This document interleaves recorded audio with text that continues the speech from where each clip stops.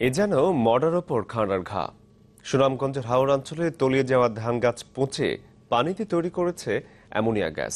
তাতে অক্সিজেন কমে গিয়ে মারা যাচ্ছে মাছ। নদীর পানিও হচ্ছে দুর্গন্ধযুক্ত। আর ক্ষতিকর দিক না জেনে সেই মাছ ধরছেন স্থানীয়রা।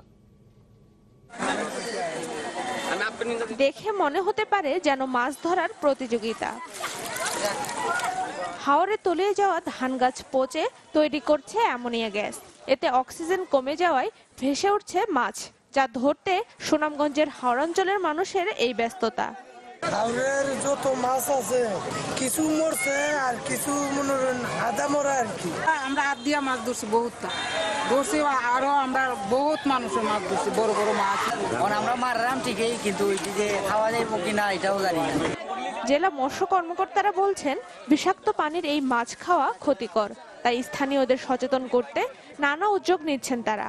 মাইকিং এর মাধ্যমে এবং গণসচেতনতার মাধ্যমে, স্থানীয় জনপ্রতিনিধি এবং জনগণের মাধ্যমে কথাবার্তা বলে যাতে ওই এলাকায় বিভিন্ন প্রকার কারেন্ট জাল বা অবৈধ জাল দিয়ে সে মাছগুলি আহরণ না করে। এছাড়া ধান গাছ পচে যাওয়ায় দুর্গন্ধ ছড়াচ্ছে পুরো এলাকায়। এই ধান পচছে, এই গন্ধ সবগুলো মাছও মরে থাক হয়ে আনলো। পানির যে গন্ধই আমরা ঠিকতে আমরা মাছ সপ্তাহ পাই গেছি মরি যার বুঝছেন। ধান গাছ তলিয়ে যাওয়ার পর এই মাছই ছিল হাওরপাড়ের মানুষের শেষ ভরসা। Desk report, channel 24।